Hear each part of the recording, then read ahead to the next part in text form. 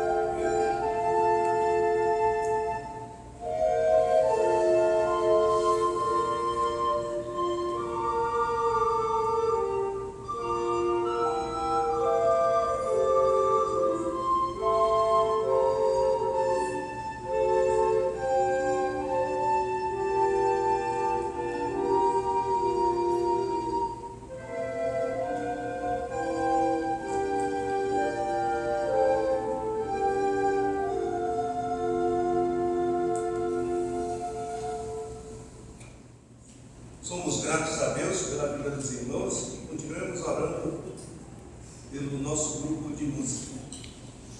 Mas, irmãos, queria compartilhar com vocês uma coisa que aconteceu há muito tempo, não é?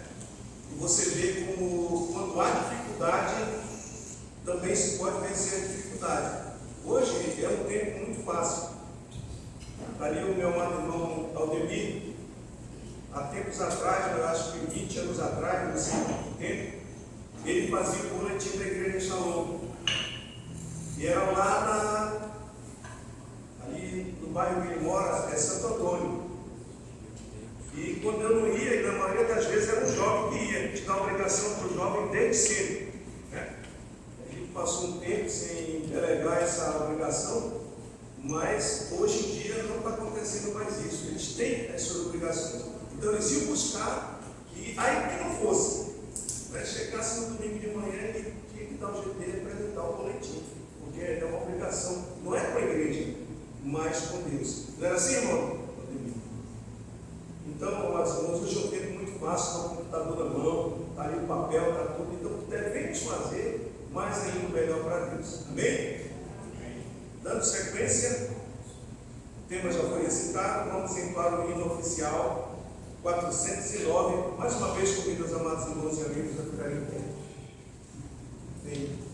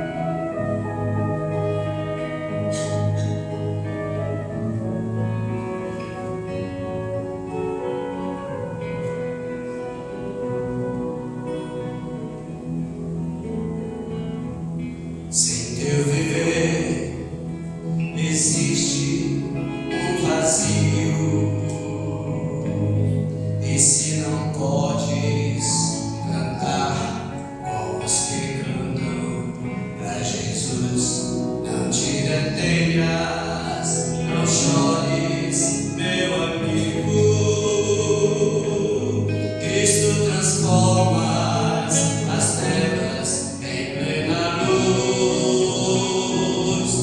Feliz serás, jamais verás tua vida em pranto se findar. Feliz serás se ao Senhor teu coração entregar. Contempla agora as bênçãos de Cristo, quando em sorriso tuas lágrimas enxugarem, transformar pra sempre para os teus caminhos, que com amor ao céu te levará. Feliz serás, jamais verás tua vida em pranto se findar. Feliz serás se ao Senhor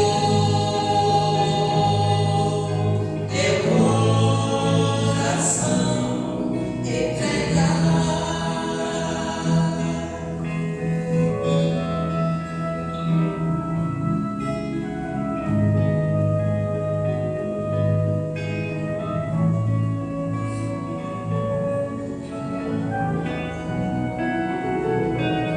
Feliz serás, jamais verás tua vida em pranto se findar. Feliz serás se ao Senhor teu coração entregar.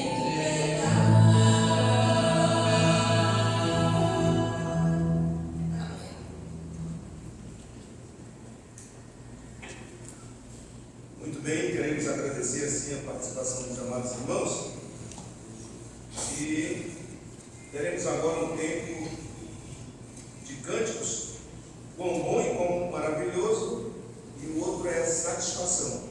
Mais uma vez convido os amados a ficarem em pé. Vamos cantar bem animado, bem alegre, para a honra e glória do Senhor, quão bom e quão maravilhoso, que a gente emenda com satisfação.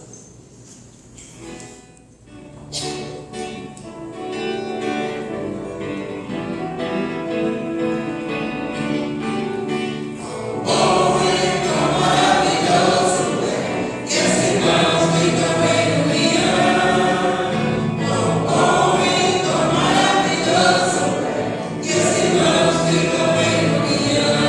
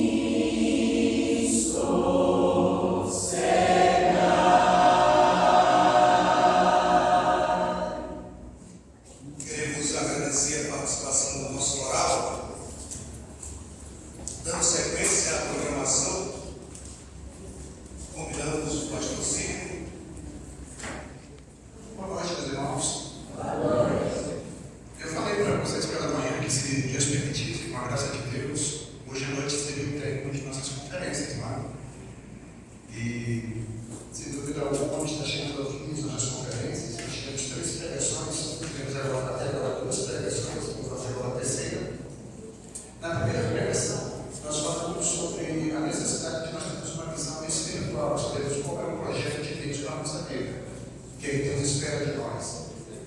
Se nós queremos ser cooperadores, cooperar ao lado, precisamos saber exatamente qual é o plano de Deus, o que Deus quer, qual é o projeto de Deus. Se nós não sabemos qual é o projeto de Deus, a possibilidade de nós fazermos aquilo que Deus não quer que nós façamos é muito grande. E é muito tentador para nós, que somos seres humanos, falíveis, nos deixamos levar pela técnica, pela materialidade, pelo materialismo, pelos resultados, pelo produto. E o produto não é tudo. Gostaria de dizer para os irmãos que existem 7 maneiras de nós avaliarmos o sucesso do nosso ministério. O nosso ministério, para ele poder ser aprovado, ele tem que passar por todas essas 7 avaliações. Primeiramente, gravem a sigla PR. Primeiramente, projeto. Qual é o projeto de Deus para a minha vida? Qual é o projeto de Deus para o todo? Qual é o projeto de Deus? Isso aqui você encontra na palavra de Deus. Segundo ponto, qual é o meu propósito? Qual é a minha meta? O que eu quero fazer? O que eu quero fazer está dentro do projeto? Terceiro ponto, qual é a minha propulsão? O que é que move meu coração? O que é que move meu sentimento? O que me leva a fazer isso? Existem muitas formas de nós sermos enganados com a nossa própria propulsão. Como eu mostrei aqui para vocês, às vezes nós não percebemos, mas nós fazemos um bom ministério, podemos estar sem perceber, agradando a homens e não agradando a Deus. De maneira que nós acabamos com a nossa propulsão nos reprobando. Segundo ponto, qual é o princípio que eu vou utilizar para o ponto? Qual é o princípio que eu vou utilizar para fazer o meu ministério? Eu vou fazer esse princípio dentro da palavra de Deus, ou eu vou pegar elementos estranhos à palavra de Deus? Eu vou trazer coisas estranhas à palavra de Deus para fazer o meu ministério. Quinto, o processo. Como é que eu vou fazer essa obra? Como eu vou falar com as pessoas? Como eu vou trazer pessoas a essa visão da palavra de Deus? Sexto, produto. E por incrível que pareça, é aqui que todos nós focamos. Nós focamos muito no produto, mas prestem atenção. Está terminando a nos aparece. Tivemos um almoço maravilhoso. Vi os irmãos conversarem, sorrirem, ficarem, se abracem, se amem. Mostrem quanto Deus fez por nós. Mostre esse sentimento de amor verdadeiro para o outro. Porque nós não podemos permitir que haja qualquer raiz de tristeza ou de amargura nos nossos sentimentos. Porque traumas levam a feridas. Feridas levam a desconfianças. Desconfiança leva a segregação, a acepção de pessoas. Você começa a evitar os outros. E quando você começa a evitar os outros, você começa a odiar as pessoas. E quando você odeia as pessoas, você deixa de ser aquilo que Deus chamou você para ser. Deixa de amar uns aos outros. Tudo começou lá atrás, com feridas do passado. Eu tenho tocado muito nesse ponto, porque quando nós estamos vivendo com feridas, a probabilidade de nós fazermos o trabalho de Deus de maneira imunda, me perdoe a palavra, é isso. Quando você está fazendo um trabalho e está com feridas, é um trabalho imundo. E vou mostrar para você uma situação. Já pensou hoje pela manhã? Eu não sei quem fez aquele panela de carne. Tinha alguma coisa naquela panela de carne que eu precisei do controle do Espírito para não comer gula. Estava bom, estava gostoso. Estava bom, irmão, Francisco. Eu me lembro, Francisco, tu me deste um prato imenso dizendo: pastor, você pode comer nesse prato. Aí tu pegaste esse prato para comer. Eu percebi aquilo. E depois eu comi no pratinho raso, mas o prato grande ficou no Francisco. Irmãos, era alguma coisa, eu não sei que receita é aquela, mas é muito gostoso. Já pensou, a pessoa chega assim: o senhor gostou, pastor Sidney? Poxa, que legal. Quem fez foi o irmão Astrogildo aqui, o irmão Astrogildo que fez. Aí quando eu olho, aí o irmão Astrogildo: pastor, eu mexi com as minhas próprias mãos. Aí quando você olha para a mão do irmão Astrogildo, cheio de feridas.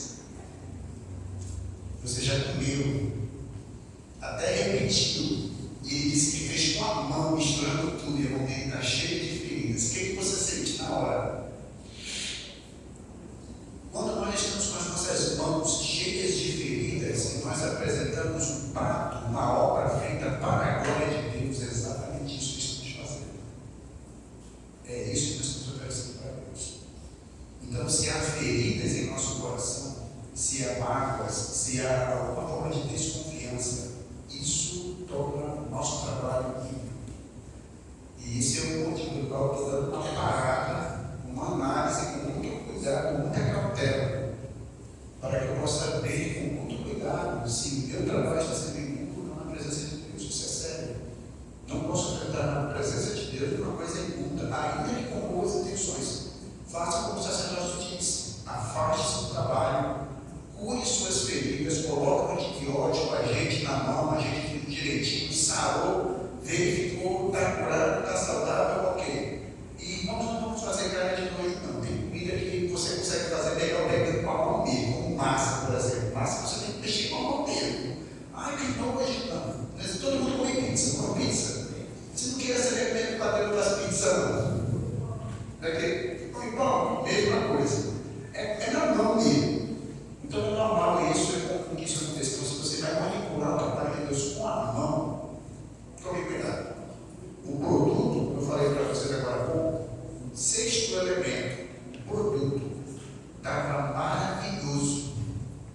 Mas como foi o projeto? Princípio, propósito, processo, como foi tudo isso no passado? E o sétimo elemento que nós temos que parar para analisar a nossa obra, o nosso ministério, são os precedentes que abrimos. Quais foram os precedentes abertos? Você fez isso aqui, ok? Deu certo? Deu certo. Irmãos, tem muita coisa que se você fizer na igreja vai dar certo. Mas qual foi o precedente que você abriu? Vou dar uma dica para vocês. Querem fazer assim um negócio bonito, bonito mesmo? Vocês podem ir ali na universidade, na UEA, fiquem procurando lá quem é o melhor pianista, quem é o melhor saxofonista, o melhor baixista, os melhores violinistas, os melhores violonistas. Pode contratar os melhores alunos ali. Então, nesse lugar, você pode pagar um cachê de R$2.000 por noite. Você pode chamar os melhores instrumentistas da cidade de Manaus e pagá-los para que eles possam tocar as músicas aqui. Pergunta que eu vou fazer para vocês: a qualidade musical vai ser excelente, sim ou não? Vai ser excelente a qualidade musical. São os melhores. O produto foi maravilhoso, sim ou não? E qual foi o precedente que você abriu? Você abriu um precedente muito sério. Então você não pode olhar apenas para o resultado, para o produto. Qual foi o precedente aberto? Então, recapitulando, lá atrás, qual é o projeto de Deus? Qual é o seu propósito pessoal? Qual foi a sua propulsão? Qual foi os princípios que você utilizou? Qual foi o meio, os processos que você utilizou? Que produto você apresentou? E quais precedentes você abriu? Você tem 7 áreas pelas quais tem que avaliar com muito cuidado se o seu ministério está totalmente balanceado ou não o problema. Você pode apresentar até coisas belas, as pessoas nem vão questionar, mas você no seu coração sente que tem alguma coisa estranha. É como quando você vai comer aquele sorvete, sabe quando você come, pega assim, gordinho, gosta muito de fazer a analogia com comida, né? Pega assim uma bola de sorvete, coloca na boca, aí derrete e você fica, tá gostoso. Eu tenho um sabor que eu digo que é a tríade do sabor. É o sorvete que você tem que misturar chocolate com açúcar e com morango. Chocolate com açúcar e morango. A tríade do sabor. Maravilhoso. Aí você está lá comendo aquele gosto, você sente o gosto meio amargo do chocolate, aquele chocolate belga meio amargo. Você sente uma nota de azedo com o açúcar. Você sente o doce e suave do morango. Mas tem alguma coisa que não está dando certo. Alguma coisa que não está casando bem. Você sente que é um grãozinho de areia que está lá dentro. Aí você fica com a língua tentando separar a sua língua. Você tirou aquele grãozinho de areia. É exatamente assim que fica o nosso serviço. Alguma coisa incomoda a gente.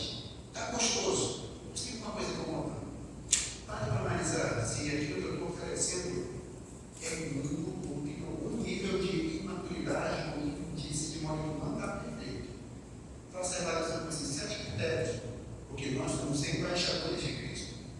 E por isso, quando os irmãos abrem suas Bíblias para o livro de Cartas de Paulo aos Coríntios, 2 Coríntios capítulo 5, a partir do versículo 14, e ele já começa com uma palavra bem pesada. E é aquilo que eu falei para vocês ontem à noite, que eu me sinto constrangido pela minha esposa, versículo 14, 2 Coríntios capítulo 5, versículo 14, que diz a palavra do Senhor: pois o amor de Cristo nos constrange, julgando nós isto: um morreu por todos, logo todos morreram. E ele morreu por todos, para que os que vivem não vivam mais para si mesmos, mas para aqueles que por eles morreu e ressuscitou.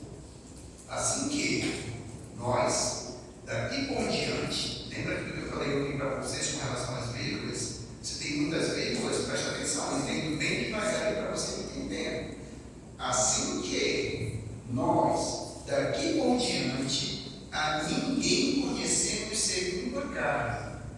E se antes conhecemos a Cristo segundo a carne, já agora não conhecemos deste modo. E assim, se alguém está em Cristo, é nova criatura. As coisas antigas já passaram, eis que se fizeram novas. Ora, tudo provém de Deus, que nos reconciliou consigo mesmo por meio de Cristo e nos deu o ministério da reconciliação.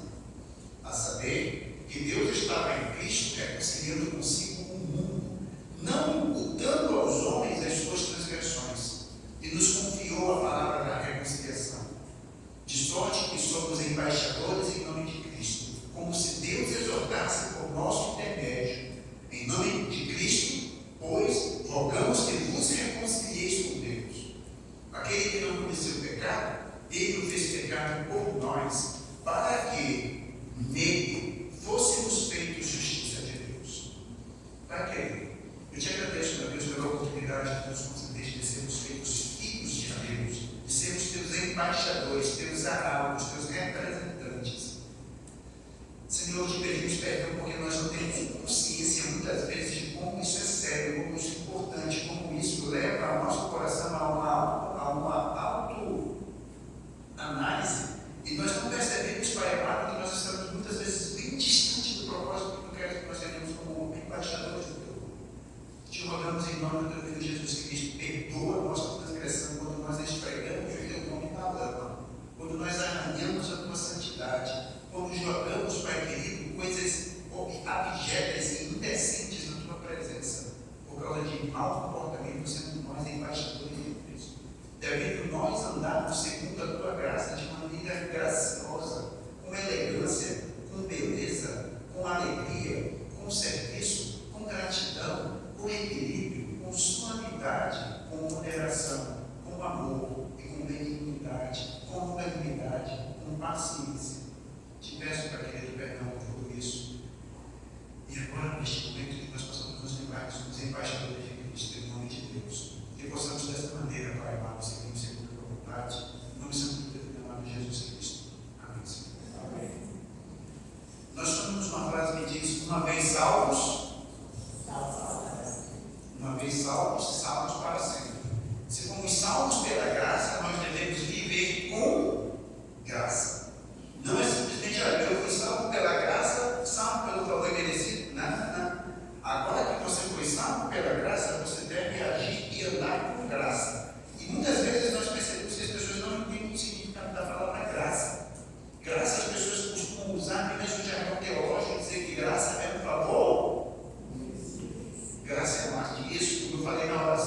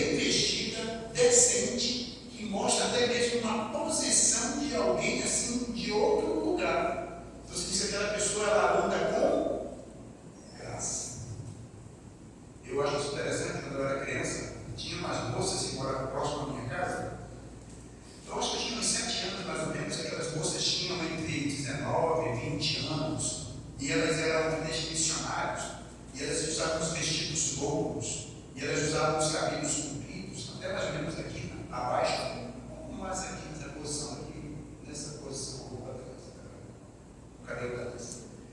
Todos os penteados lisinhos. Eu trabalhava na feira carregando as coisas, e eu notava que os homens falavam imoralidades, falavam coisas assim obscenas. Mas quando aquelas moças chegavam, aqueles homens se calavam, atendiam ela, a moça saía. Quando a moça já tinha dobrado a esquina, aí o camarada dizia: nossa, aquele enrolar nos seus cabelos. Ele falou isso depois que a menina dobrou a esquina lá longe, porque na presença dela ele não tem coragem. Por que não tem coragem? A postura, a roupa, a fala, a maneira de tratar, a maneira de se portar, de se vestir, a mulher impõe uma demonstração de graça e de presença. Isso é ser embaixador de Cristo. Mas isso não é fácil, isso não é barato, porque nós queremos andar sempre no nosso próprio coração. E vamos voltar aqui para o versículo número 14. Pois o amor de Cristo nos constrange. Hoje, pela parte da manhã, veio uma pergunta que eu achei bem pontual. E se uma pessoa não quiser andar de acordo com aquilo, o amor de Cristo nos constrange. Constrange. Você deve se sentir constrangido a andar conforme aquilo que está sendo estabelecido pelos irmãos. Não é pecado você obedecer, porque as pessoas não estão pedindo para você fazer qualquer coisa contrária à palavra de Deus. Então, por que você não se constrange a fazer isso? Não, mas eu não quero. Só que nós somos servos. Não existe eu. Existe a coletividade, existem os irmãos. Existem aqueles que têm um pensamento de acordo com essa direção. Mas eu não aceito. Olha, se você não aceita, você tem que testar com muito cuidado como é que está o seu nível de intimidade e submissão à palavra de Deus. Eu sei que nessa hora é muito fácil você dizer, e mais até mesmo nós dizemos, e nas minhas décadas de cristianismo, já ouvi pessoas dizerem assim: olha, você não aceita isso? Então, saia da igreja e procure uma igreja que se comporte como você quer. Vocês já ouviram isso, sim ou não? Eu não costumo dizer isso, não. Eu não costumo dizer isso. Porque eu estou dando para a pessoa a oportunidade de sair da igreja sem tratar o seu pecado. Eu sou servo, irmãos. Eu não tenho direito de dizer aonde eu quero servir. Eu não tenho direito de escolher a igreja onde eu quero servir. Eu não tenho direito de escolher as pessoas que eu estarei edificando ou pastoreando. Eu não tenho direito a nada. Eu sou servo de Deus, eu estou ali para servir. Então, quem disse que eu tenho liberdade para escolher a igreja onde eu quero ser edificado? Eu tenho essa liberdade? Eu até digo que o crente só sai da igreja morto. O crente só sai da igreja morto. Ou ele morreu naquela igreja porque acabou o ministério dele, cessou, e agora Deus está levando ele para uma outra igreja para começar um novo ministério. Entendeu? No sentido de morte. Ou ele realmente esticou a canela e foi, botou o paletó de madeira e foi para o cemitério. Mas o crente que vai saindo de uma igreja para outra igreja, cuidado. Você está revelando um coração inconstante, um coração que não quer ser tratado com aquilo que está confortando a tua alma. É necessário você parar e analisar. Você está se sentindo constrangido para mudar o seu procedimento, para mudar a sua maneira de falar, de viver, de pensar. Você é o embaixador de Cristo. Você não tem o direito de dizer eu quero. Você não tem direito, eu não tenho direito. Talvez as pessoas possam pensar, mas a mulher é submissa ao marido, então a mulher não tem direito perante o marido, e o marido também não tem direito perante a mulher. Eu também sou submisso às necessidades espirituais da minha esposa. Lembra que está escrito lá em Efésios que vós, maridos, deveis amar a vossa esposa como Cristo amou a igreja, a ponto de dar a sua própria vida por ela. Lembra disso?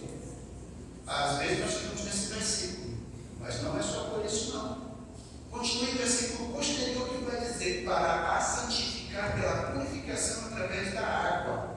Ou seja, Cristo deu a sua vida pela igreja, ele morreu pela igreja.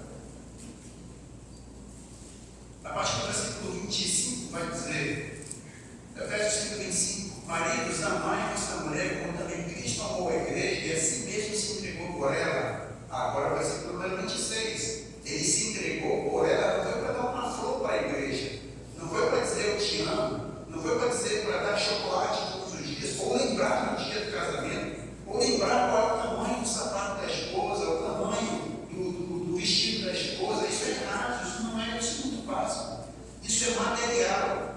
Irmão, um chocolate que você dá para a sua esposa, o que vai sobrar desse chocolate daqui a 3 anos? Me diga. Vai ter alguma coisa de chocolate? Se foi. Uma vez eu ganhei um bombom de alguém, eu guardei um bombom porque eu achei que o bombom foi legal, mas nem comeu um pouquinho de bombom. Nunca tinha visto aquele bombom. Guardei um bombom porque eu queria ver, sempre olhar não era um bombom daqui do Brasil, era um bombom estrangeiro, não vou guardar.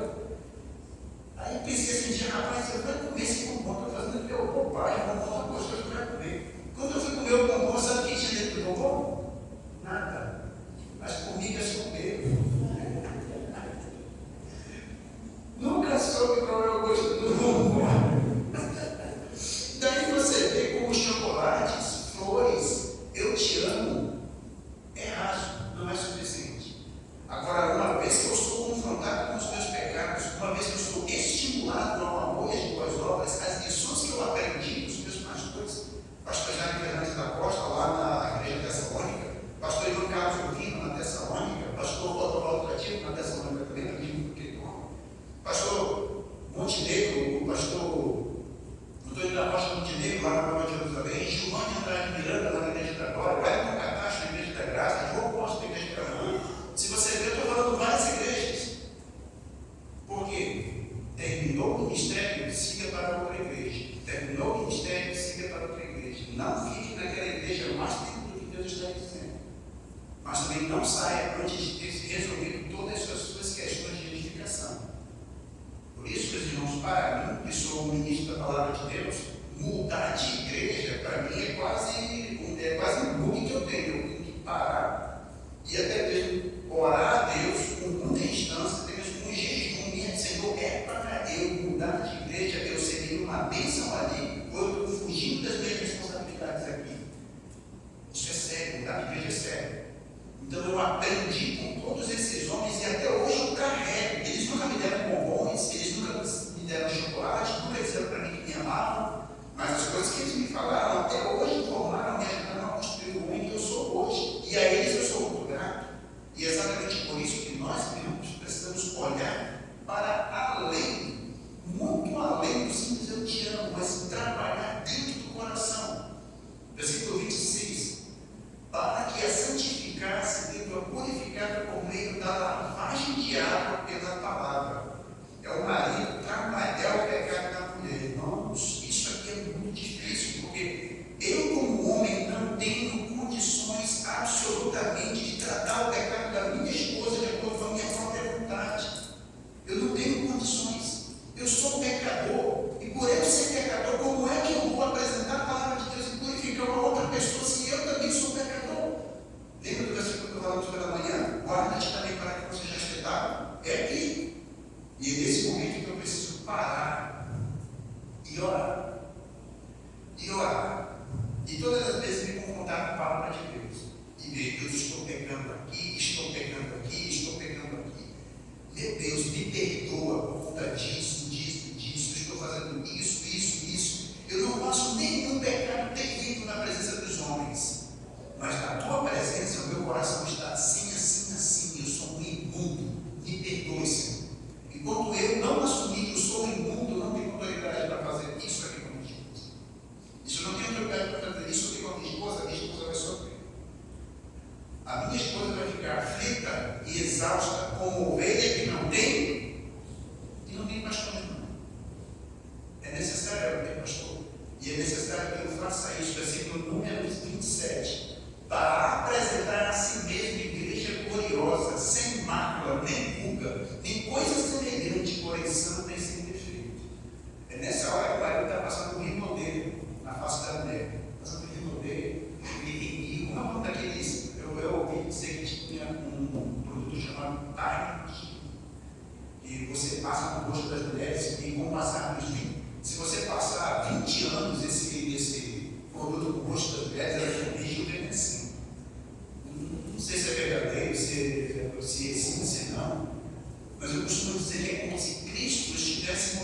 mesma palavra de Deus, um cosmético poderoso que vai tirando as rugas da esposa, vai tirando as rugas do marido, de maneira que vai trocando as roupas desse homem, para que esse homem ande como um embaixador de Cristo, como boas santas. De modo que quando aquele homem chega, as pessoas até mesmo se calam. Por quê? Ele faz as coisas certas, ele tem uma vida santa, ele tem uma vida segundo a palavra de Deus. Para que a santificasse, tendo a purificado pela lavagem de água, para apresentar a si mesmo igreja gloriosa, sem mácula, nem ruga, nem coisa semelhante, porém santa e sem defeito. Agora, assim também os maridos devem amar sua mulher como o próprio corpo. Quem ama a esposa, a si mesmo se ama. Porque ninguém jamais odiou a própria carne, antes a alimenta, dela cuida, como também Cristo faz com a igreja.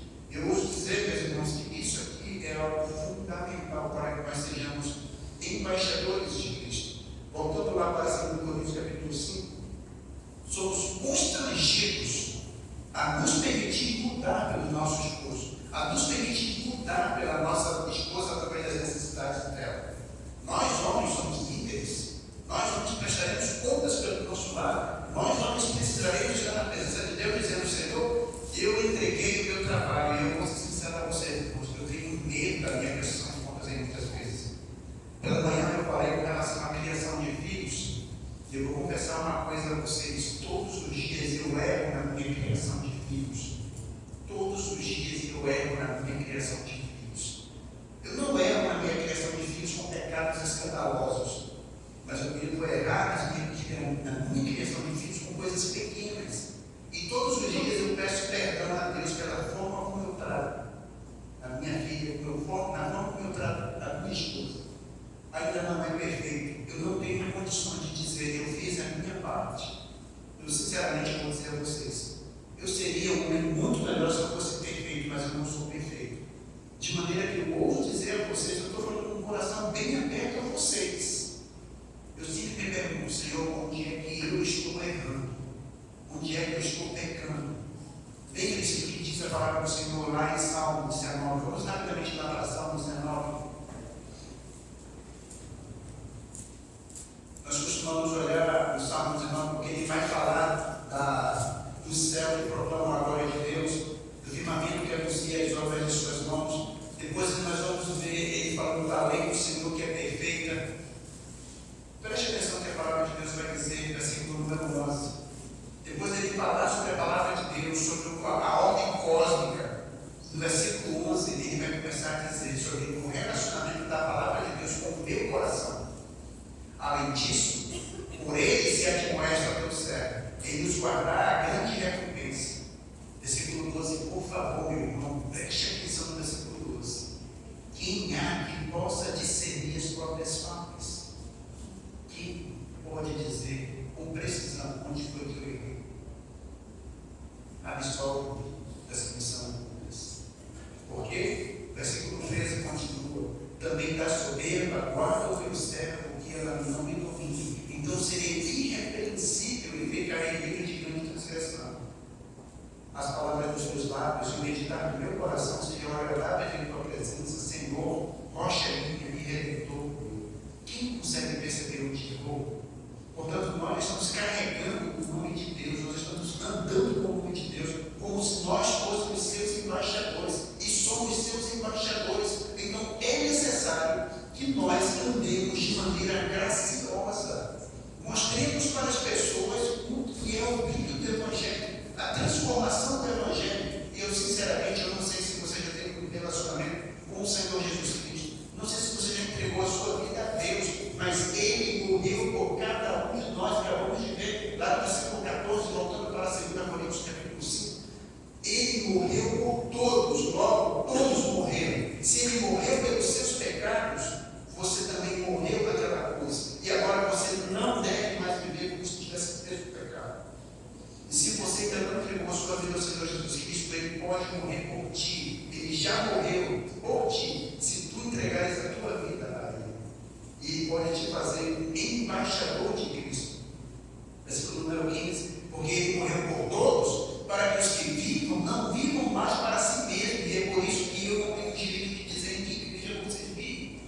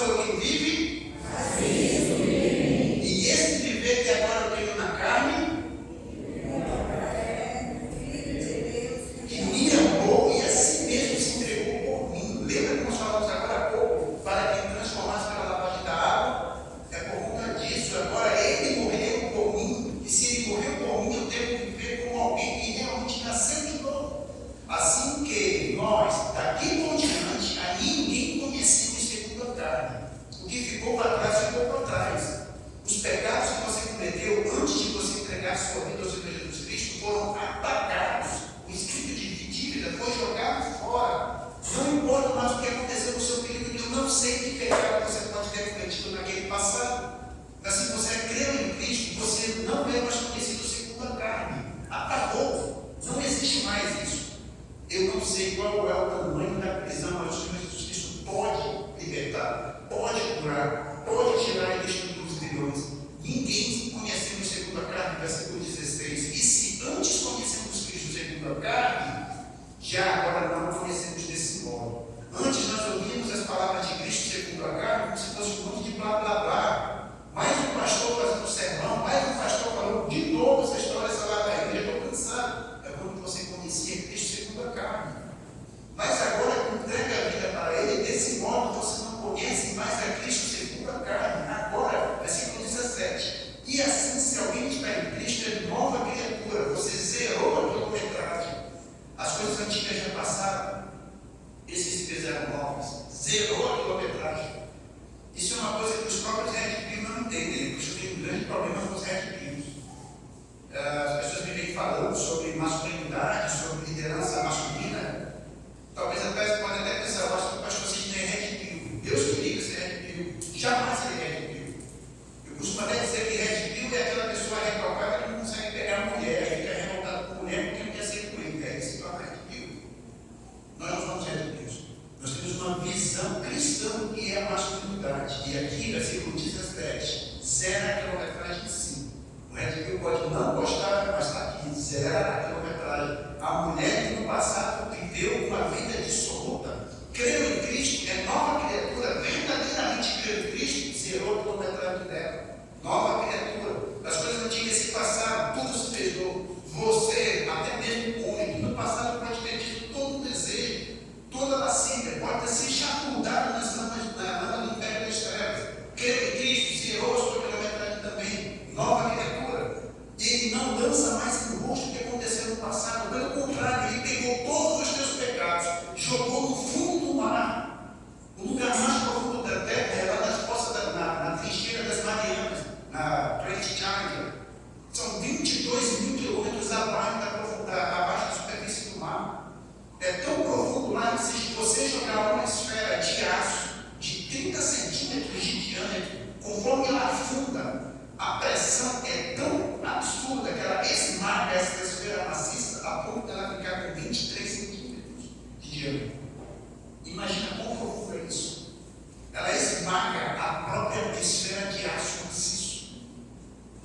É isso que Deus fez com o seu pecado. Ele destruiu nas profundezas do mar, não tem nada. Eu ouço dizer a você que quem escreveu esse texto nem imagina o que realmente Deus faz com o pecado.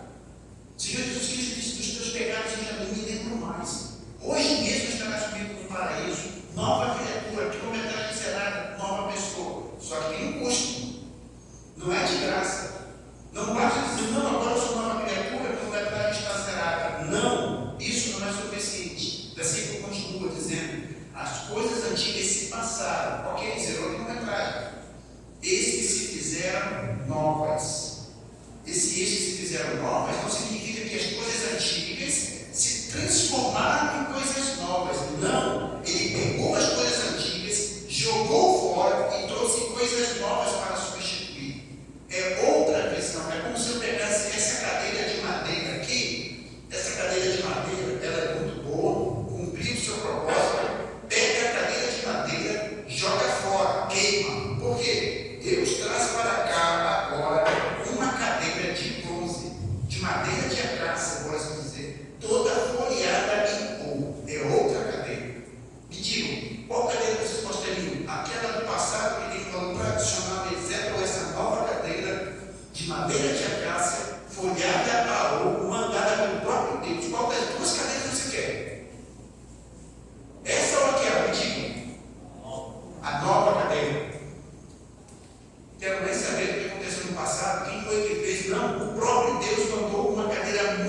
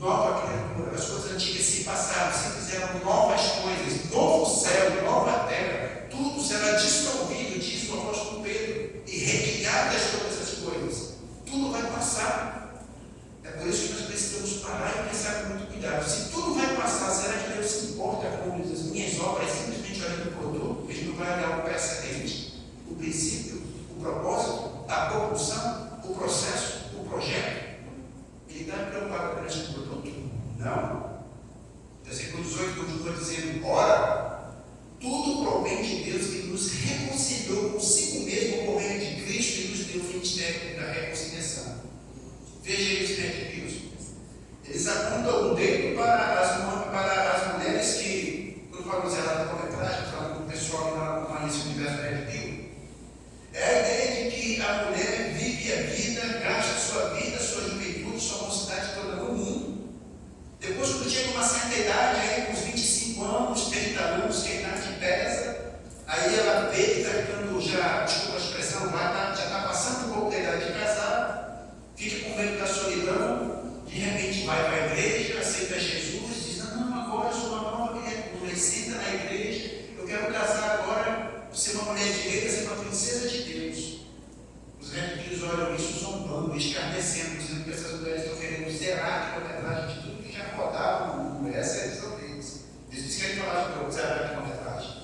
Mas aqui, versículo número 18, tudo provém de Deus que nos reconciliou consigo mesmo. Então, não só zerou a quilometragem, como todas as coisas que aconteceram com você no seu passado, Deus reconciliou você, pegou você como um amigo e está abraçando você como um irmão. Está deixando bem claro para você: eu não tenho mais nada contra você.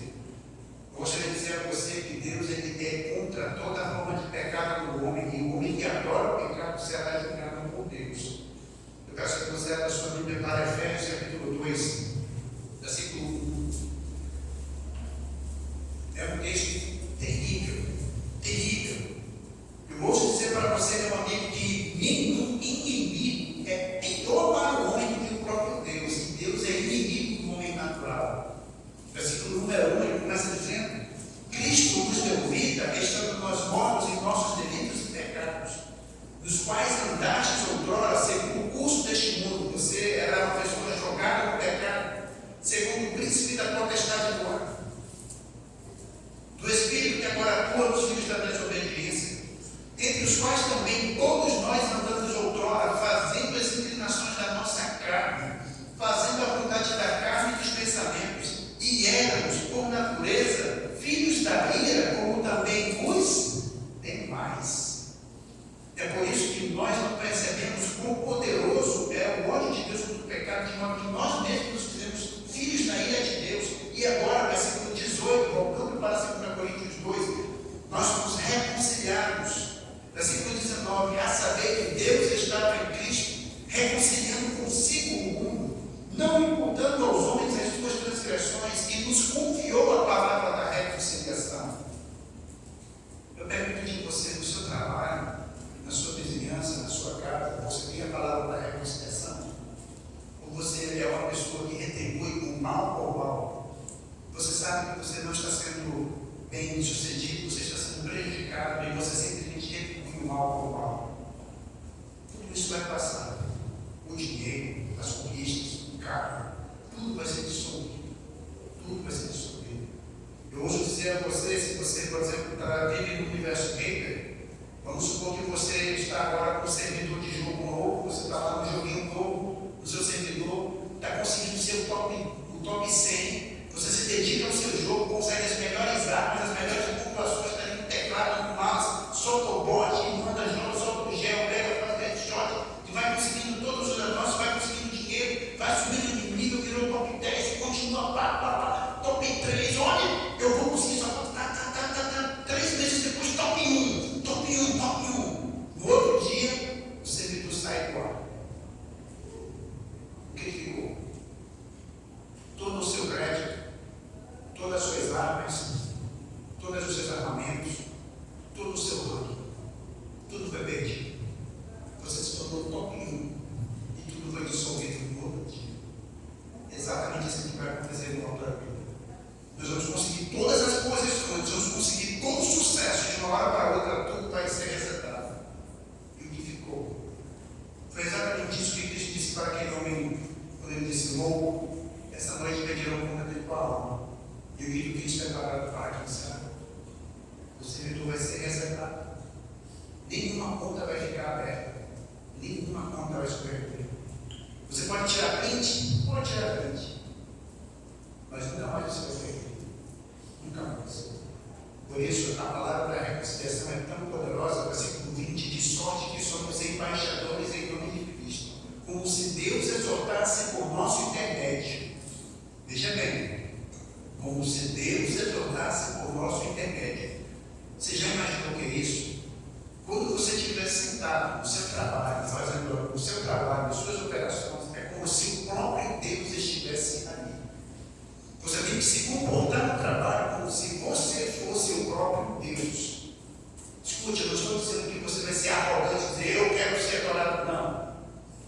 você vai se comportar no seu trabalho, lutando para desenvolver no seu coração.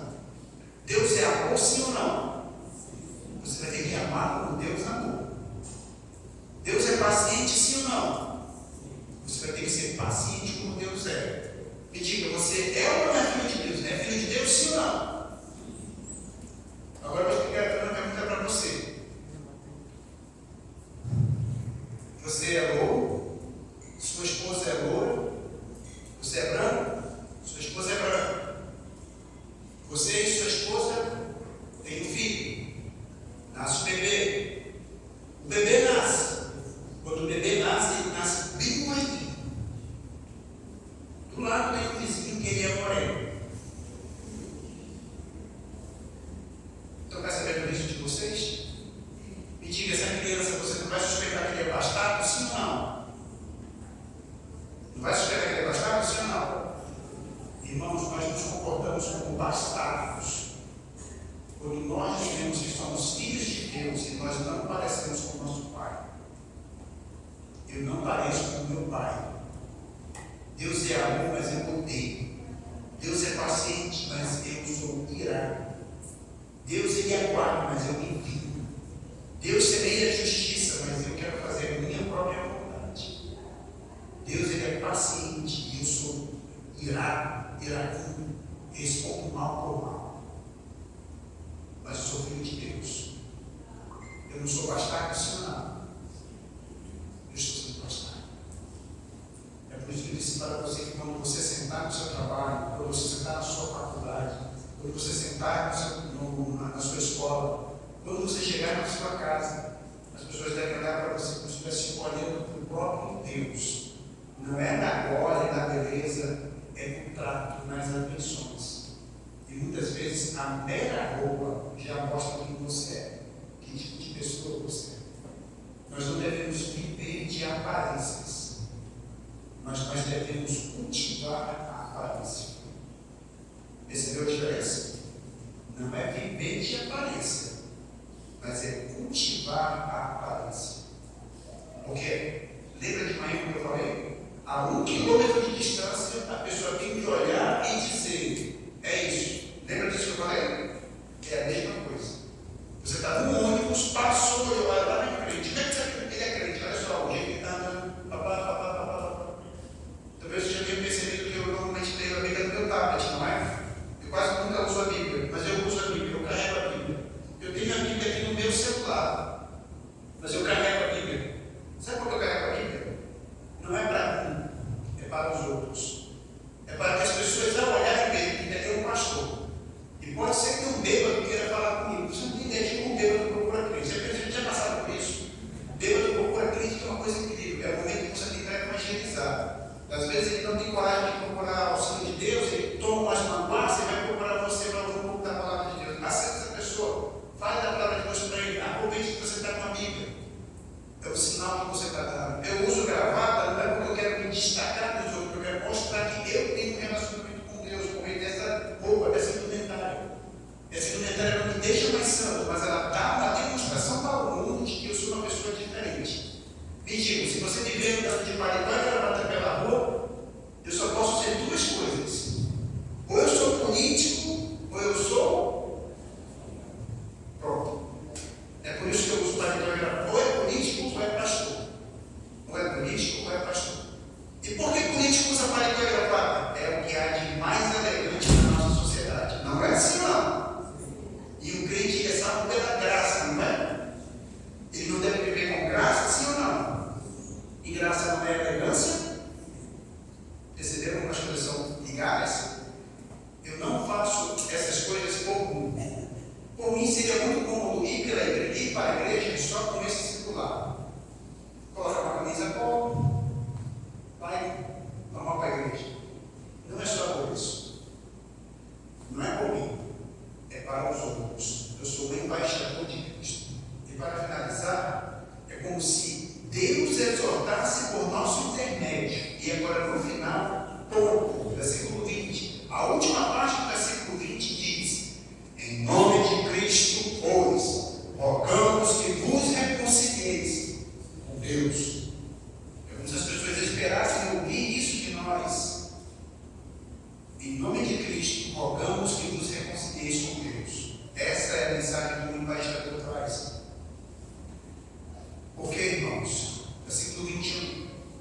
aquele que não conheceu o pecado, ele o fez pecado por nós, para que nele, em Cristo, fôssemos feitos justiça de Deus. Eu gostaria que nesse momento, filho, você pode vir comigo? Isso. Pode vir comigo? Muita volta ali.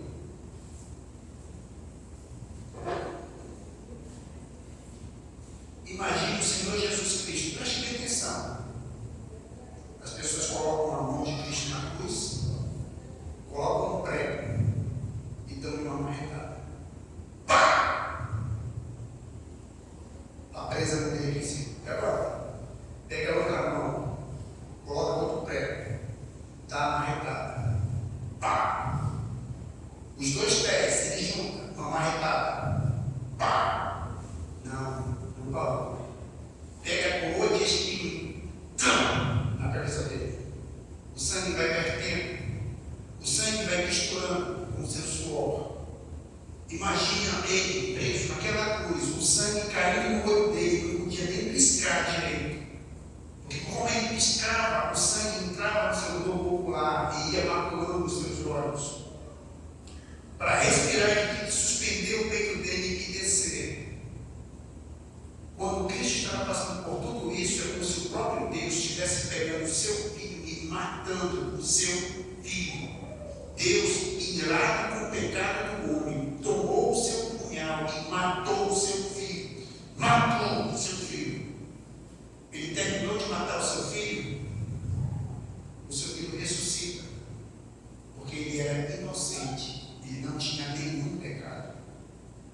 E por ele ressuscitar agora em glória, ele se apresenta e diz: Senhor, eu fiz o sacrifício completo. Ele chama o seu filho Jesus Cristo, coloca uma cadeira para ele e senta-se. Está com sede? Não? Quer que eu coloque água? Ele dá, coloca água. Pode beber, não tem medo, não. Não botei soro em nada. Pronto. Aqui está, nova criatura, pronto para mostrar para as pessoas a nova vida em Cristo Jesus. Você viu tudo aquilo que ele passou, tudo aquilo que ele sofreu? Você realmente acha que Deus vai permitir que uma pessoa entre ao reino dos céus que não passe pelo sacrifício dele? Talvez você possa dizer: mas eu fui uma boa pessoa, eu obedeci meus pais, fui uma pessoa maravilhosa, não tive problema com ninguém. Eu falei: não, mas eu matei o meu filho e eu ressuscitei o meu filho sofreu. Abre as mãos, mostra as mãos, o furo que está nas mãos dele está aqui, os furos estão aqui na mão dele, e aqueles que o crucificaram verão as marcas do Senhor Jesus Cristo, os furos em suas mãos. Você realmente acredita que ele vai dizer: tudo bem, você pode entrar, não precisa passar pelo sacrifício do filho Jesus? Não. Não é possível ser salvo se não crer no sangue do Senhor Jesus Cristo. Versículo 21. Aquele que não conheceu o pecado, ele o fez pecado por nós, para que nele fôssemos feitos justiça de Deus. Vamos orar. Pai querido, ajuda-nos, Senhor, a olhar para as nossas vidas e reconhecer os nossos pecados. Somos embaixadores do Teu nome e nós precisamos ter a nossa vida transformada, meu Deus, para que desta maneira nosso viver possa refletir a Tua glória. Meu Deus, como nós pecamos, nos esquecendo que somos Teus embaixadores. Nós entramos na nossa faculdade, entramos no nosso colégio, entramos no nosso trabalho, vamos ao mercado, vamos à padaria, pagamos o ônibus. Quantas vezes nós não brigamos com o cobrador por causa de miseráveis 5 centavos? 10 centavos, 50 centavos. Quantas vezes não damos mau testemunho simplesmente porque nos esquecemos que nossa glória é parecer contigo? Meu Deus, ajuda-nos a servir-te, meu Pai. Ajuda-nos, meu Deus amado, a viver segundo a tua glória. Eu te agradeço, Pai querido, por toda a tua bondade. Tenha misericórdia de mim, quando todas as vezes eu me esqueci da tua bondade sobre a minha vida. Pai, que nós possamos nos lembrar que somos teus embaixadores, reveste de força e quebra nosso coração orgulhoso e não quer ter o pecado modificado, não quer ter o pecado jogado fora, não quer ser lavado, não quer ser transformado, não quer limpar os olhos das rugas e mágoas. Perdoa-nos, Pai querido, por nossos pecados, por misericórdia, por tua graça. E ajuda-nos, meu Deus, a ver os nossos pecados, para que nós possamos evitar de maneira que precisamos mais parecidos com o Filho de Jesus. Pai, eu te agradeço. Em nome do teu Filho Jesus Cristo. Amém, Senhor. Muito obrigado. Passo a palavra ao apóstolo aqui de direito. Irmão, nós temos um hino ainda para cantarmos. Só com Jesus. 192 do cantor cristão. Regência do meu irmão Valdinei. Vamos ficar em pé, aqueles que podem, por gentileza. Fique em pé. 192, só com Jesus.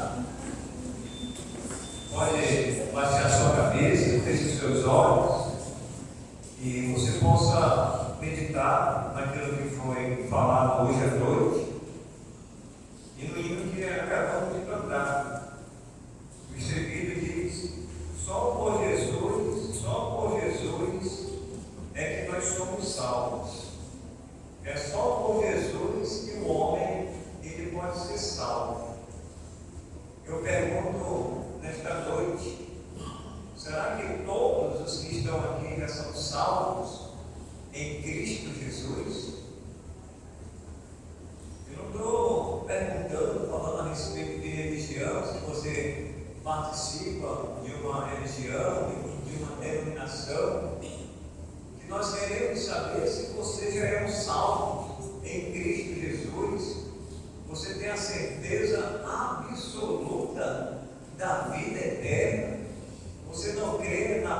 salvação, como algumas religiões aí pregam, né? Se você fizer isso ou fizer aquilo outro, você perde a salvação. Nós não pregamos a perda da salvação, nós pregamos a certeza absoluta da salvação. E é só por Jesus que nós temos essa certeza. O pastor falou aqui, o último versículo, né? Ele se fez pecado por nós, ele sem pecado, demonstrando aqui aonde colocaram os pregos, né, sobre as suas mãos, os seus pés, a coroa de espinho, o seu sangue vai ser derramado por nós pecadores.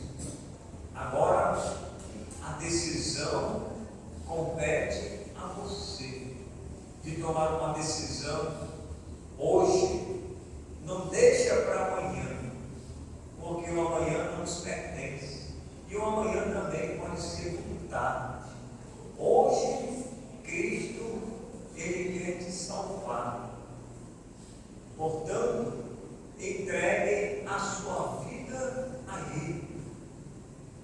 Se tem alguém aqui que nunca tomou uma decisão, mas quer tomar essa decisão hoje, aí que você está sentado, no seu pensamento, Deus, Ele sabe o que você está pensando agora, eu não sei, mas o nosso Deus, um dos seus atributos, que é a sua onisciência, Ele conhece.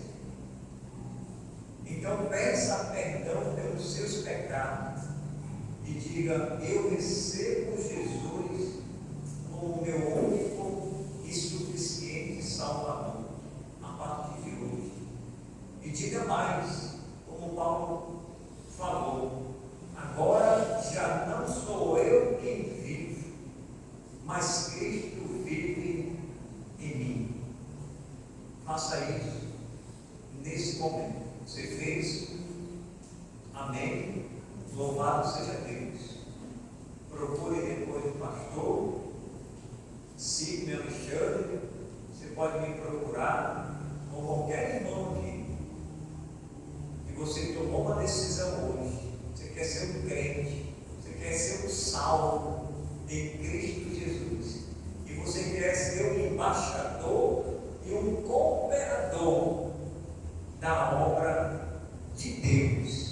Deus confiou em nossas mãos esse trabalho para anunciar e proclamar a salvação a todos aqueles que ainda não o conhecem. Nós vamos agora ouvir um especial, em seguida nós vamos fazer a conclusão do trabalho.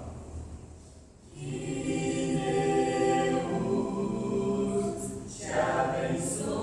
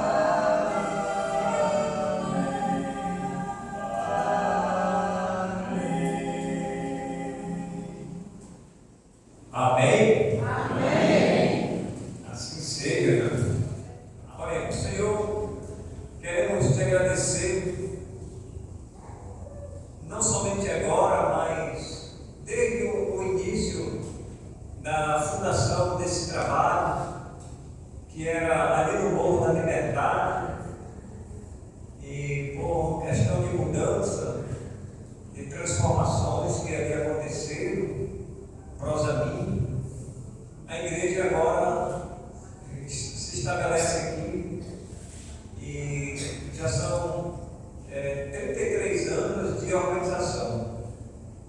Que esse trabalho aqui, nesse bairro, na Raiz, agora, possa continuar até a vinda do Senhor.